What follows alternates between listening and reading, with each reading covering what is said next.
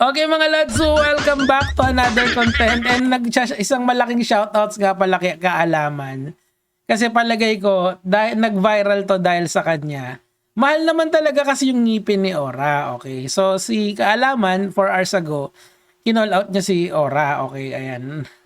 Nilait kaso nito ang buo niyang pagkatao at estado sa buhay. Ika niya sa comment, yung ngipin ko 5 taon sahod na para bang mata pobre ang dating porket malaki ang sahod, maraming pera, ay pwede nang ding laitin ang estado ng tao ng isang buhay. Pero para sa mga supporters ni Ora deserve sa kanilang pulso sa sinabi nito ni Ora dahil sa pagpuna sa kanyang bagong gawang ngipin. Okay, so ano ba yung nangyari kay Ora? Bibigyan ko muna kayo ng isang malupitang context dito. Recently kasi nagpa-makeover si Ora. Yung una niyang napakapansin-pansin yung Barbie arms na tinatawag. Ito. So ano ba yung Barbie arms na yan? So, 'di ba?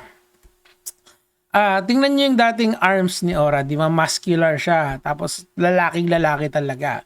So, ang arms kasi natin, it of course composed yan ng bones, muscles, and fats, 'di ba? So, ang ginagawa ng Barbie arms is dinidissolve niya yung fats, yung mesolipo na product nun.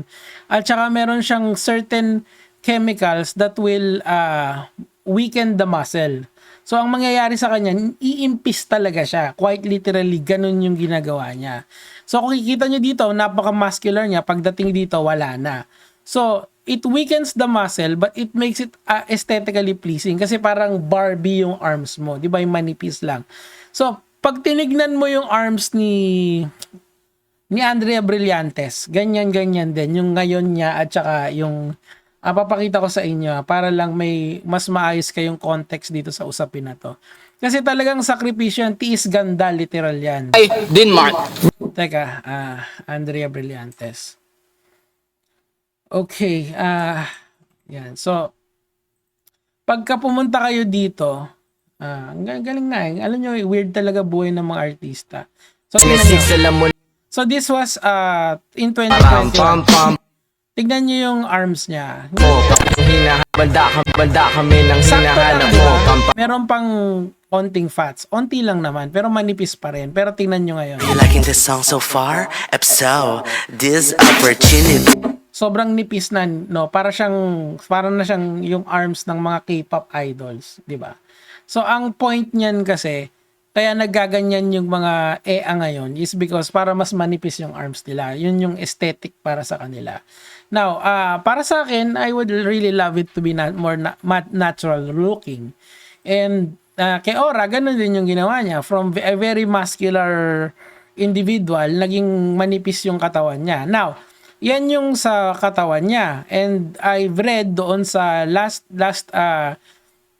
last post niya, may nag-comment sa kanya kung magpapa-hormone therapy siya para maging ganap na or mas ma-highlight yung female features niya. Kasi pwede yun eh. Yung testosterone niya, imamask niya ng estrogen. So, yung female features magiging mas pronounced. So, bahala siya, buhay niya yun. So, siya, ang ginawa niya ngayon, yung isa pang ginawa niya is yung ipin niya. Kasi yung ipin niya, pinapilitan niya pinalagyan niya ng veneers, okay? So, yung veneers na yan, mahal yan. I believe kada isang ngipin is 30,000 pesos. Ganyan kamahal yan.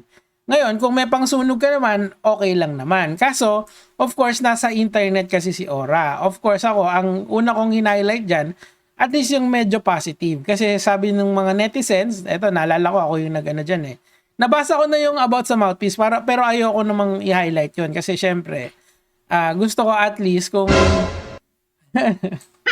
ayaw naman yung parang nang iinis ako lagi. Wag ganon, di ba? So, eto yung sinabi ng mga netizens noon. Na yung ngipin daw ni Ora is parang kay Erica Pineda. So, kasi kita mo yung ipin niya rito, tsaka ipin niya rito, naka-veneers, di ba? Shoutouts nga pala kay Marcus Balda. Sasama si Marcus. Si Marcus Balda kasi, I believe classmate ko to nung college and wrestler yan. As in yung wrestling team yan sa DLS. Yung sasama si Marcus. Teka, papakita ko sa inyo. Eto, andito siya. Ayan, si Marcus Balda. Ayan, ayan siya. So, shout out sa kanya. Whatever, kabayo is kabayo. 2 to 3 years Dagestan, idol. Ngayon, so yun yung ginawa niya. Now, Natawa ko kay Kaalaman kasi si Kaalaman dito, binanatan nga ni Kaalaman. Tapos, after nyan, sunod-sunod na yung mga pages na nag-highlight sa ganitong ipin ni Ora, di ba? Kakasalanan ko ba? Hindi naman, sabi ko nga kamukha niya si Erica Pineda. Wala akong kasalanan dyan, nagko-content lang ako. Now, pupunta na ngayon tayo dito sa kanyang sagot sa Twitter. Sabi dito nung Paulo in Manila, there's a better way na siguro to answer the basher. Remember, nagkakaso si Ora before. Sana nagpakabait na lang siya rather than being mata pobre. Ayan, sabi niya dito, yung mouthpiece talaga yung nagdala. Yung ngipin, yung ngipin ko, 5 taon mong sahod. Kasi nga mahal yan. Kung ang compute ko dyan, at yung pinaka-maximum niyan, dun sa nagastos niya sa ipin niya, siguro mga 1 milyon. Malaki pa rin, 'di ba? So, very hindi pa rin okay, hindi pa rin ganun talaga. So, ngayon, si Ora after niyan, sumagot siya dito. Ito yung sagot niya. Sabi niya ganun, you've been bullying me online, picking me on every day. You've been transphobic and homophobic toward me. Hindi naman siguro. I mean, ako, I can say na hindi ako transphobic or homophobic sa kanya. In fact, ang kino-call out ko lang naman yung mga yung galawan niya, yung behavior. Ako yon, I can speak for myself. Ewan ko sa inyo. 2 to 3 years Dagestan. Yet you never hear anything for me in response. I choose peace. I choose to ignore everything even though I was getting hurt every single day. Despite not doing anything to any of you. Well, Ora, sasabihin ko lang sa'yo, sana na-explain to ng mga abogado mo sa'yo, isa kang artista, celebrity ka kasi. Ang bread and butter mo, kaya ka nakabili ng veneers is because, or nakapagpagawa ng veneers sa ipin mo is because you earn through your public postings or yung paglabas mo sa public. So, that means that one could argue na ikaw ay isang public figure or isa kang dahil sa celebrity status mo. 'Di ba? Tama. Kilala ka ng maraming tao.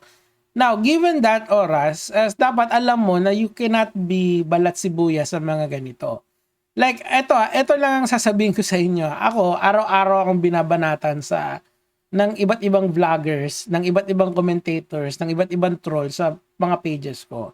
Pero minsan, sumasagot ako, kadalasan hindi. Mas madalas yung hindi. Alam mo kung bakit? Kasi pag sinagot ko yan, that will take up so much of my time and energy. So, focus na lang ako dun sa kaya kong kontrolin, which is yung sarili ko. Yung pwede kong sabihin at pwede kong ibahagi sa mga audience. Yan talaga yon.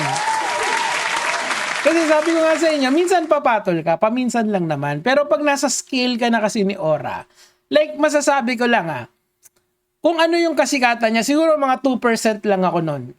Minsan nagva-viral ako. Ito parating nagva-viral yan. Mag-post lang yan, viral agad. Ganon siya kasikat.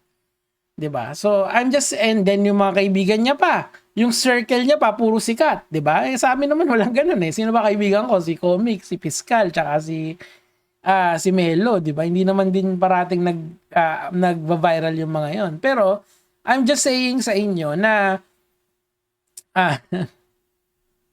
I'm just saying kay Ora na I understand. Siguro just habaan mo na lang yung PC mo sa mga ganito. And of course, kung hindi na kaya, pwede mo naman kasing patayin yung comment section mo. That's one way of cleaning up your social media. Pwede mong gawin yon. Or pwede kang man-block. Di ba? May mga tools naman yan. May mga moderation tools naman ng social media natin for the mental health of our content creators. You enjoy doing that because for so long, I choose to stand up for myself. But I'm suddenly the bad person. Hindi naman. Pero ganito kasi yan, Ora. Pag sumagot ka, magkakaroon ng sagutan. So sometimes it's best to ignore and just move on with your life. Like for example, yung mga sinasabi ng tao na bro ni James, hindi na mawawala yun. Kumbaga nandun na yun. Of course, pwede kang kunyari, sino ba yung unang nagsabi nun? So, meron kang, siguro yung tao na yon kung nanira lang just because, baka pwede kang mag-seek ng legal accountability, baka mag-seek ka ng accountability sa kanya. Hindi yun nandun. Pero ito kasi, mga typical fans yan, typical bashers yan. kung papatulan natin lahat ng bashers dito sa Pilipinas, baka umabot tayo hanggang bukas, di ba? So pick your battles na lang. Or hindi ka matatapos talaga. Every minute meron yan. Ganon siya kalala. And I'm talking about personal experience, ha? Hindi lang yung basta nakikita ko sa kanya. Yet so many it's 2026, yet so many of us still enjoy bullying someone who's trying to grow, improve, and redeem herself from the past mistakes. Okay.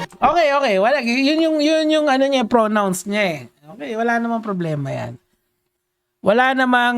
yan. I'm tired of being the bigger person. Legally speaking, Ora, katandaan mo na public figure ka. So, kailangan hindi ka balat sibuyas. Okay, pero kahit na public figure ka, pwede ka pa rin namang lumaban sa mga nambabash sa'yo. Pwede mong daanin sa legal yan. If meron kang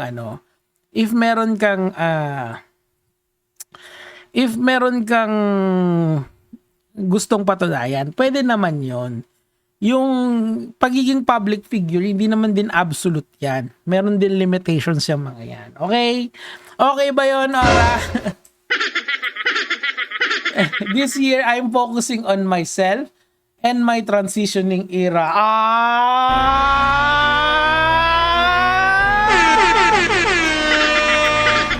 Magta-transition na pala si Ora. Alam nyo, ayoko mag-joke. Ayoko talaga.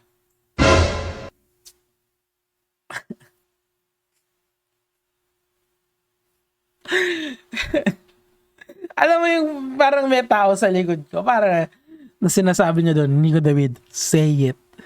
Say it. De, I want to be a better person this 2026 and I am just going to stick to the news.